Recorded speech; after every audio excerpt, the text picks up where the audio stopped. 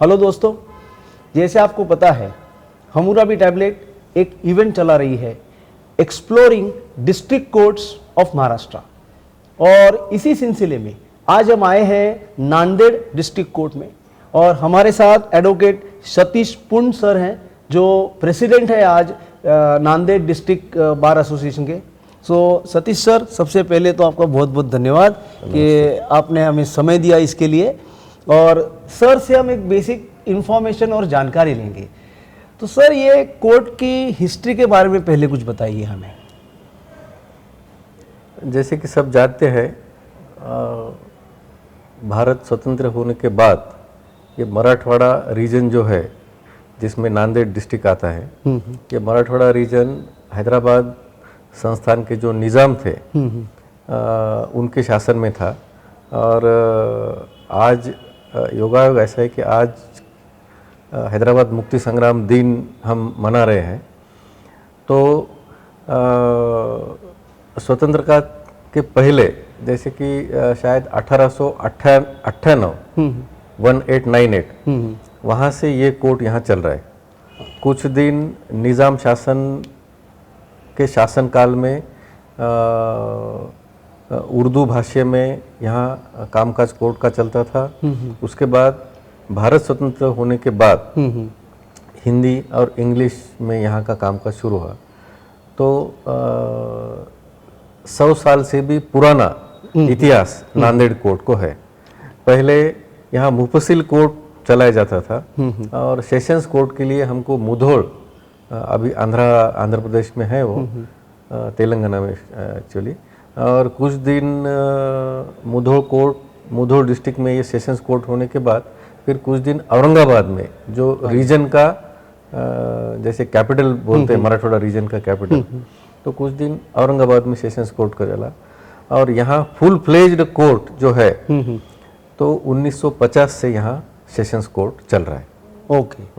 तो सर, यहाँ पे मैंने देखा कि 2 बिल्डिंग्स है, एक निज़ाम का है और नई है, तो उसके बारे में कुछ बताएंगे? हम अभी जहाँ इंटरव्यू ले रहे हैं वो है सबसे पुरानी बिल्डिंग, जो 125 साल से भी पुरानी बिल्डिंग है ये। इसका बांधकाम या कंस्ट्रक्शन जो बोलते हैं। और जब लिटिगेशन कम था, कोर्ट भी कम थे, यानी कि सेशंस जो है सेशंस कोर्ट औरंगाबाद में था, तो यहाँ मुफस्सिल कोर्ट के लिए ये जगह काफ़ी थी। उसके बाद सेशंस कोर्ट नांदेड़ में सेपरेट आने के बाद ये जगह कोर्ट चलाने के लिए कम हो रही थी, इसलिए 2 बिल्डिंग जो है शासन के मान्यता से 2 बिल्डिंग यहाँ नए बनाए, जिसमें बहुत सारी सुविधाएं अभी है यहाँ पर। और हाई कोर्ट और सुप्रीम कोर्ट के नॉर्म्स से यहाँ जो सिविल प्रिजन है, रिकॉर्ड रूम्स है, उसके लिए पहले काफ़ी बड़ी बड़ी हॉल्स या इमारतें थी, उसको कुछ उसका स्पेस कम करके वो भी हमने जुडिशियल वर्क के लिए कोर्ट हॉल के लिए यूज़ किया है। अभी कुल मिलाकर यहाँ 5 इमारतें हैं, छोटी छोटी। हाँ, 5 इमारतों में ये कोर्ट चल रहा है अभी। ओके सर, हमारे एडवोकेट बार एसोसिएशन की स्ट्रेंथ क्या है? कितने एडवोकेट्स हैं हमारे? स्ट्रेंथ की गिनती जो है, हम हर 2 साल में यहाँ इलेक्शन होता है बार एसोसिएशन का। तो इलेक्शन में जो इलेक्शन लिस्ट बनाते हैं हम, मतदार यादी, उसी से हम ये ऑथेंटिकेट जो फिगर है काउंट करते हैं। तो ये साल 2021 अक्टूबर में इलेक्शन हुआ है, 2023 तक का कार्यकाल है इसका। तो इस साल के मतदार यादी में कुल 1201 मतदारों ने नाम अपने दिए थे। तो 1200 के लगभग स्ट्रेंथ है। ओके जी। और अभी अलग बार रूम्स है, जेंट्स बार रूम और महिला वकीलों के लिए? अभी 1201 बार एसोसिएशन के मेंबर की स्ट्रेंथ है। रेगुलर प्रैक्टिशनर तकरीबन 800 लोग है रेगुलर प्रैक्टिशनर। उसमें से हमारी महिला भगिनी की स्ट्रेंथ 100 से भी ऊपर है। ओके। रेगुलर आने वाली। तो उनके लिए सेपरेट बार रूम है जो 2 रूम में बटा हुआ है, जिसमें जूनियर लेडीज एडवोकेट और सीनियर लेडीज एडवोकेट बैठते हैं। और जेंट्स एडवोकेट मेंबर्स के लिए कुल 3 रूम है। अच्छा। हाँ, 3 रूम।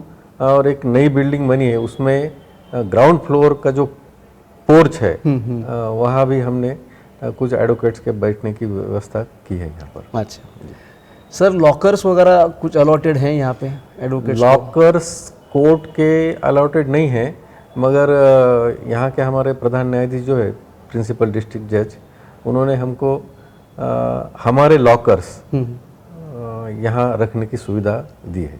अच्छा। तो वो हम यूज़ करते हैं। इंडिविजुअल लॉकर्स, एक अलमीरा जो रहता है उसमें 6 या 7 या 8 9 जैसे भी है एडजस्ट हुए लोग हम यूज़ करते हैं वो लॉकर्स। ओके जी। सर, लाइब्रेरी कहाँ है हमारी? हमारे यहाँ कुल पहले 2 लाइब्रेरियाँ थी, जैसे कि एक डिस्ट्रिक्ट बार की लाइब्रेरी और जीवन राव बोधनकर जो स्वतंत्रता संग्राम में स्वतंत्रता सेनानी थे, उनके नाम से एक लाइब्रेरी चलाई जाती थी। तो वो दोनों लाइब्रेरी का अभी अमलगमेशन मतलब एक किया हमने यहाँ, और एक ई लाइब्रेरी हम चलाते हैं। अच्छा। तो लाइब्रेरी के लिए सेकंड फ्लोर पर एक बड़ा हॉल हमको उपलब्ध करके दिया है डिस्ट्रिक्ट जज ने। सर, यहाँ पे हमारे कोर्ट में कितने कोर्ट रूम्स हैं और उनका क्या बाइफर्केशन है, उसके बारे में कुछ बताएंगे? सर, अभी यहाँ 3 स्तरीय कोर्ट चलाया जाता है। एक तो जिसे हम डिस्ट्रिक्ट एंड सेशंस लेवल का कोर्ट बोलते हैं, वो प्रिंसिपल डिस्ट्रिक्ट जज एक है, उनके असिस्टेंट जैसे कि 2 डिस्ट्रिक्ट जज 1 और डिस्ट्रिक्ट जज 2, और तदर्थ जिला न्यायाधीश एडहॉक डिस्ट्रिक्ट जज 1 है। अच्छा। ऐसे जिला स्तरीय 4 कोर्ट चलाए जाते हैं, और 2 स्पेशल कोर्ट है। एक पोक्सो का स्पेशल कोर्ट है, वो भी जिला स्तरीय है, सेशंस कोर्ट, और एक रिटायर्ड न्यायाधीश का एक कोर्ट यहाँ है। अच्छा।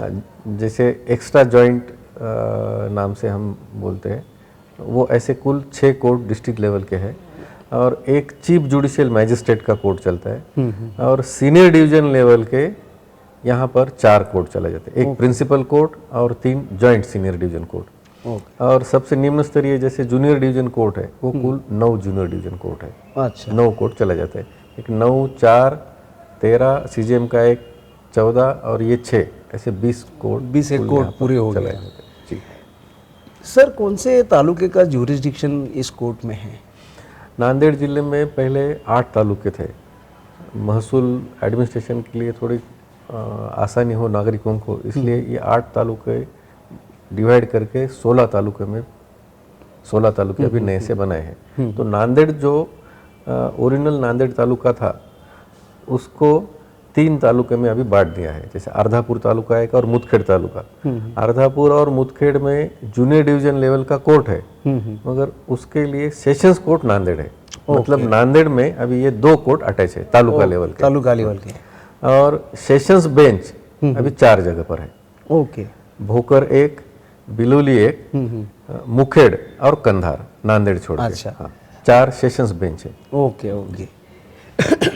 सर, हमारे बार के कोई कल्चरल प्रोग्राम्स क्या होते हैं? यहाँ 26 जनवरी के आसपास कल्चरल प्रोग्राम हम लेते हैं, जैसे कि स्ट्रेसफुल वातावरण में हम काम करते हैं, तो एक्स्ट्रा करिकुलम एक्टिविटीज़ में अगर कोई गायन है, वादन का प्रोग्राम है, डांस प्रोग्राम है, या किसी का एक लाइट विषय पर, बिल्कुल हल्के फुल्के विषय पर भाषण है, ये कल्चरल प्रोग्राम हम लेते हैं। और लेडीज़ के लिए संगीत खुर्ची है, रंगोली स्पर्धा है, और निबंध स्पर्धा किसी विषय पर, और स्पोर्ट्स एक्टिविटीज़ भी हम करते हैं। स्पोर्ट्स में मेनली क्रिकेट और चेस भी होता है। चेस भी हम बार एसोसिएशन में अरेंज करते हैं। वेरी गुड जी। सर, जूनियर एडवोकेट्स के लिए, जैसे अभी नांदेड़ से तो जहाँ तक मुझे पता है लॉट ऑफ जजेस आर एलिवेटेड, मतलब पहले यहाँ प्रैक्टिस करते थे फिर जज साहब हो गए। वो जो JMFC की एग्ज़ाम वगैरह लिखते हैं, तो उसके लिए यहाँ कोई स्पेशल कोचिंग क्लासेस या लेक्चर्स होते हैं? महाराष्ट्र में जुडिशियल सेक्टर में सबसे ज़्यादा नांदेड़ बार के एडवोकेट आए, ये हिस्ट्री है, और उसका हमें स्वाभिमान भी है नांदेड़ वालों को। तो इसका श्रेय यहाँ के सीनियर्स एडवोकेट को जाता है, जिनके ऑफिस में जूनियर इंटरेस्टेड है JMFC एग्ज़ाम देने के लिए, तो सीनियर उनको प्रोत्साहित करते हैं। और बार एसोसिएशन के तरफ से सीनियर एडवोकेट्स और जुडिशियल ऑफिसर, यहाँ जो जजेस है, इनका जॉइंट वेंचर करके हम क्लासेस अरेंज करते हैं। और उसके साथ यहाँ नांदेड़ डिस्ट्रिक्ट में 3 लॉ कॉलेजेस है। लॉ कॉलेजेस के जो अनुभवी प्राध्यापक है उनको भी हम किसी स्पेशल विषय में मार्गदर्शन या लेक्चर देने के लिए इनवाइट करते हैं। जुडिशियल एग्ज़ाम एमपीएससी ने डिक्लेयर की डेट कि वहाँ से हमें क्लासेस वर्किंग सैटरडे, हर महीने के वर्किंग सैटरडे को हम क्लासेस होता क्लासेस है जेएमएफसी की पढ़ाई के लिए। जेएमएफसी की पढ़ाई के लिए 2 या 3 घंटे। Okay okay okay. सर ये मुझे जानना था कि बार और बेंच के रिलेशन किस तरह से है यहाँ पे? बार और बेंच के रिलेशंस तो काफ़ी अच्छे हैं। इसका परिमाण जो है कि यहाँ नए जजेस आने के बाद हमारी संस्कृति ऐसी है कि बार एसोसिएशन की तरफ से हम उनका स्वागत करते हैं, और जो ट्रांसफ़र होके जाते हैं हम उनको विदाई जैसे कि निरोप समारंभ बोलते देते। तो उस समय जाने वाले लोग ये कहते हैं कि हम यहाँ तो आए थे थोड़ा हमारे माइंड में अलग ही विचार लेकर, मगर यहाँ से जो जा रहे हम एक परिपक्व जज होके जा रहे। हमको बहुत अच्छे एडवोकेट्स के आर्गुमेंट्स, एविडेंस सुनने को मिले, हमको सीखने को मिला है, और बहुत अच्छी ट्रीटमेंट बार एसोसिएशन की तरफ से हमको मिल रही। ये जब निरोप समारंभ होता है हमारा बार एसोसिएशन का, तब बहुत सारे जजेस ने ऐसी प्रतिक्रिया दी है। जुडिशियल ऑफिसर्स कुछ उनके पर्सनल स्ट्रेस रहते हैं या कम समय में ज़्यादा काम करने का स्ट्रेस रहता है, तो ये स्ट्रेस कभी कभी उनके काम में या जब वो वकीलों से इंटरेक्शन करते हैं उस समय कभी कभी रिफ्लेक्ट होता है। तो हम बार एसोसिएशन के पदाधिकारी जाके सेट राइट वो मामले को करते हैं, दोनों पार्ट पर समझाकर। और पिछले कुछ दिनों से यहाँ 1-2 जुडिशियल ऑफिसर है, उनके साथ ऐसे कन्फ्लिक्ट हुआ था, तो अभी ठीक है। वो स्ट्रेस के वजह से होता है, स्ट्रेस के वजह से, मेनली स्ट्रेस के वजह से हो सकता है ऐसा। ओके सर, अभी मुझे ये जानना है कि पैंडेमिक में किस तरह से आपका कोर्ट चला था? जब पैंडेमिक आया तभी कैसे चल रहा था कोर्ट यहाँ पे? सर यहाँ पर पैंडेमिक में डिस्ट्रिक्ट कोर्ट का कोई सेपरेट एसओएस नहीं था, एसओपी नहीं था। जो स्टेट गवर्नमेंट और हाई कोर्ट, सुप्रीम कोर्ट ने जो गाइडलाइंस दिए हैं वो एसओपी हम फॉलो कर रहे थे, मगर उसमें भी हमने पक्षकारों का जो काम है सफ़र हो रहा था, जैसे कि डेथ रजिस्ट्रेशन का मैटर है, सक्सेशन का मैटर है, या बेल मैटर्स है, तो ये कम समय में डिस्पोज करने जैसे मैटर्स है। तो उसके लिए हमने यहाँ के डिस्ट्रिक्ट जज को रिक्वेस्ट करके एक पास सिस्टम कुछ दिन हमने चलाई। जैसे कि कल का बोर्ड जो है, कल के बोर्ड पर इन एडवांस 1 दिन पहले जो मैटर विदाउट रश, जैसा कि पक्षकारों को ना बुलाते हुए वकील और जज, ये दोनों का ही काम है वो मैटर डिस्पोज करने के लिए, ऐसे मैटर की लिस्ट करके 1 दिन पहले उनको हमने पास अलॉट किए थे कोर्ट से।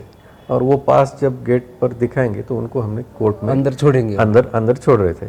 और अंदर छोड़ने के बाद भी जो सेफ्टी मेजर्स है, जैसे कि मास्क है, जगह जगह पर सैनिटाइजर के बॉटल्स रखना है, स्प्रे रखना है, सोशल डिस्टेंसिंग जो है वो हम स्ट्रिक्टली फॉलो कर रहे थे। और हाई कोर्ट ने ही ऐसा एसओपी में क्लॉज रखा था कि यहाँ 20 कोर्ट है जैसे कि, तो 10 कोर्ट फर्स्ट सेशन में चलेंगे, सेकंड सेशन में वो कोर्ट नहीं चलेंगे, और अल्टरनेट डे दूसरे 10 कोर्ट सेकंड हाफ में चलेंगे। ऐसा कोर्ट ने बाइफरकेट करके दिया था वर्क।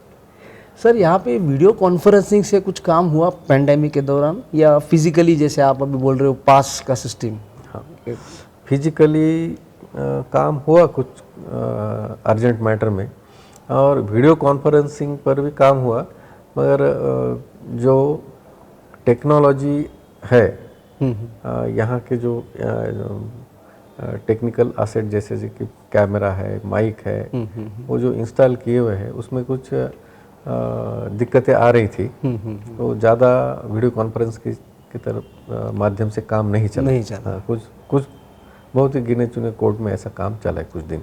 ओके सर, यहाँ पे अभी ई फाइलिंग की सिस्टम शुरू हो गई है। ई फाइलिंग की सिस्टम सिर्फ ई फाइलिंग की सिस्टम नहीं है, ई फाइलिंग का यहाँ पर ऑप्शनल ऑप्शन दिया है।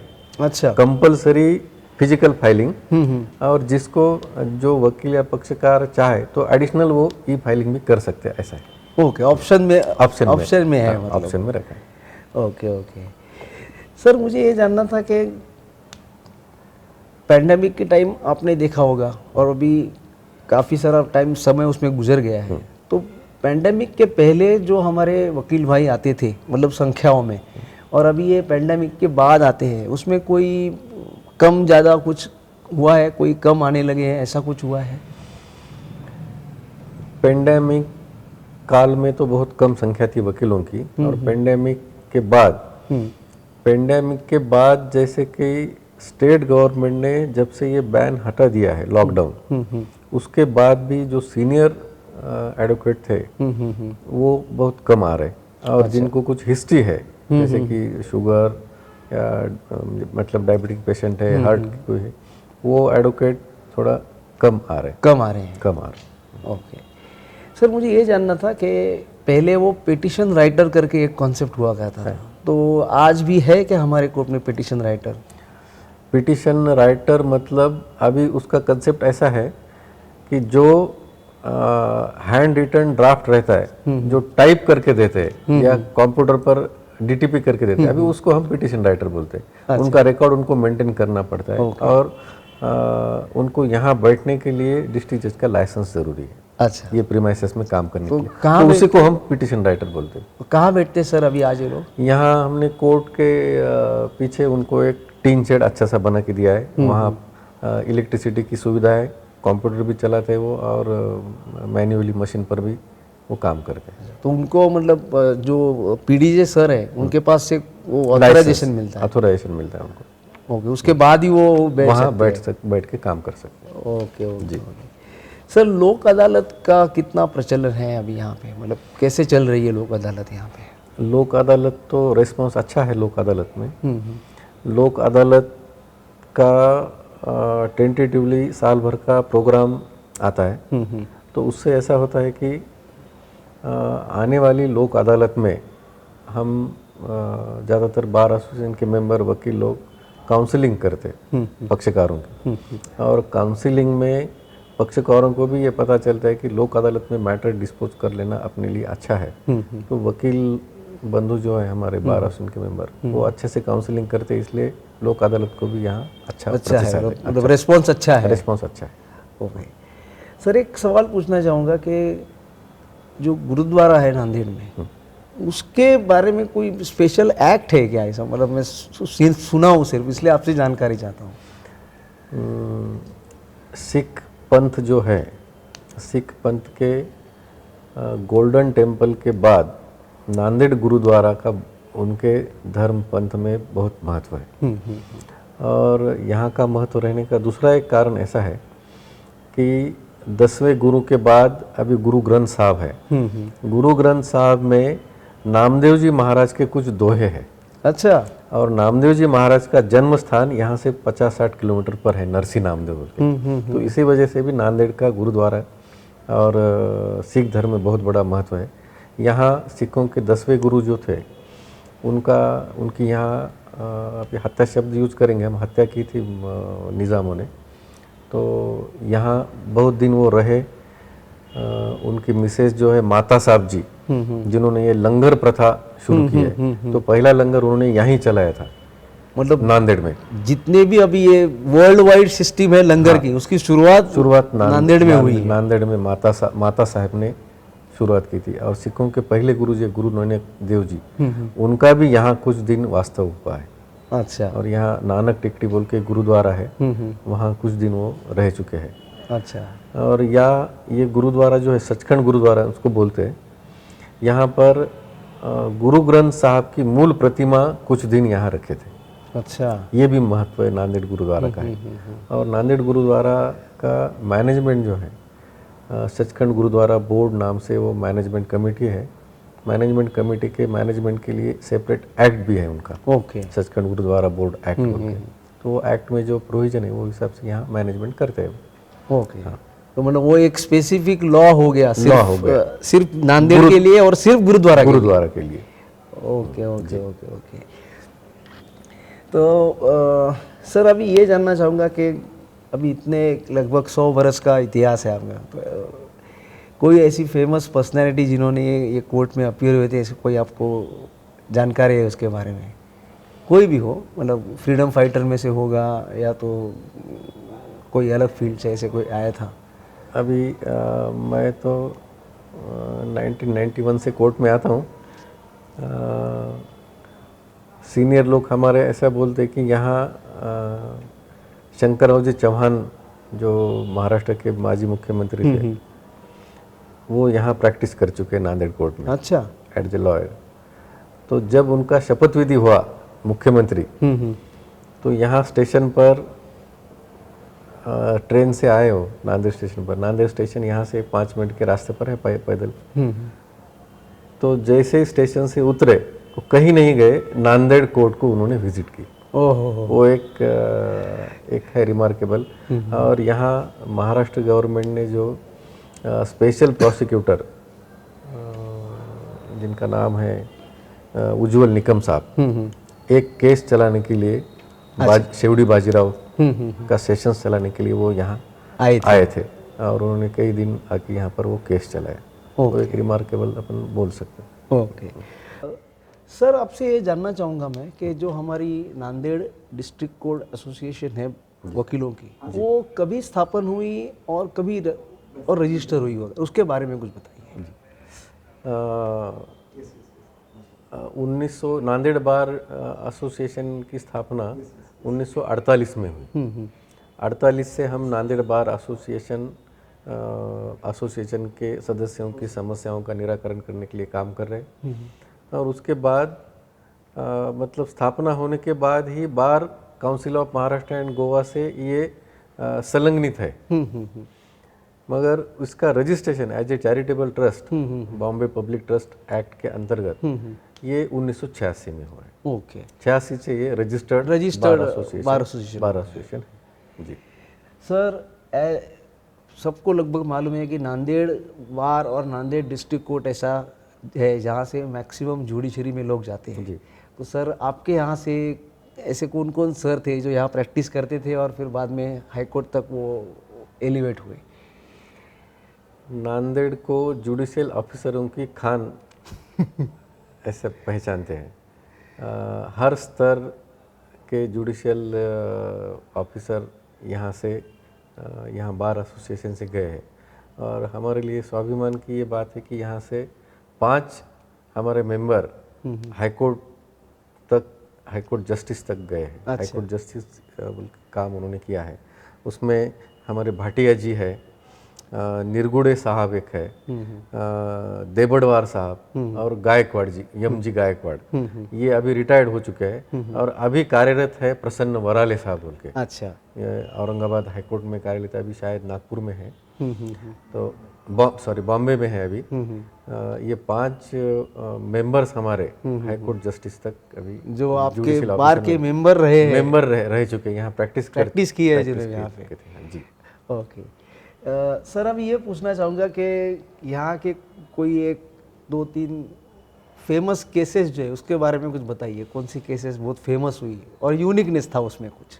जी पहले तो यहाँ नांदेड़ जिले में एक मुखेड़ तहसील है। मुखेड़ तहसील में एक मंडगी उनके गांव है, वहाँ प्रॉपर्टी का डिस्प्यूट था और 2 फैमिली का ये डिस्प्यूट था। तो एक फैमिली ने दूसरे फैमिली के सभी मेंबर्स का खून किया था। बहुत ही बर्बरतापूर्ण ये घटना थी। वो केस चला यहाँ पर और उसमें जितने भी आरोपी थे उनको फांसी की सज़ा हो गई और उनकी फांसी की सज़ा सुप्रीम कोर्ट तक कायम हो गई। अच्छा। एक केस था नांदेड़ लोकल में सोनी हत्याकांड बोल के था। ये भी कोई प्रॉपर्टी के मामले में घर के लोगों ने दूसरे मेंबर्स का खून किया था मोडस ऑपरेंडी डॉक्टर के पास से कुछ इंजेक्शन लगा के उनका खून हुआ अरे था, बाप रे। वो एक केस था। और यहाँ नांदेड़ तालुका में पुनेगांव बोल के एक गाँव है, वहाँ 2 राइवलरी ग्रुप्स है, तो उनके आपस में केसेस, जैसे कि एक मर्डर केस 307 हाफ मर्डर जो बोलते हैं, वो केसेस हुए थे। उसमें ये केस का विशिष्ट ऐसा था कि वो गांव के लगभग मेजर 18 साल के ऊपर लगभग पूरे मेल मेंबर्स ये केस में आरोपी थे लगभग। अच्छा। और दूसरा एक केस है शेवड़ी बाजीराव खटला, तो शेवड़ी बाजीराव के केस में भी 2 ग्रुप्स थे, तो वो गांव में भी जितने मेल मेंबर्स है मेजर वो लगभग आरोपी थे। मतलब गांव के एंटायर लगभग 18 के ऊपर जितने भी मेल मेंबर्स है, लगभग everybody is accused. Everybody was accused. That case was tried and special prosecutor Ujjwal Nikam sahab जो है यहाँ वो केस चलाने के लिए आए थे। उस केस के लिए आए थे मुझे। जी आए थे। एक बहुत ही वैल्यूएबल पीस ऑफ इंफॉर्मेशन है ये।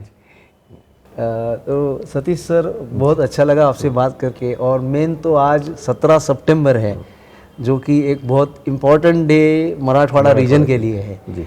तो उसी समय ये इंटरव्यू हुए और आपसे काफ़ी अच्छी इंटरेक्शन हुई, जानकारी हुई। तो सबके लिए आपका बहुत बहुत धन्यवाद। आपका भी धन्यवाद, दर्शकों का भी धन्यवाद।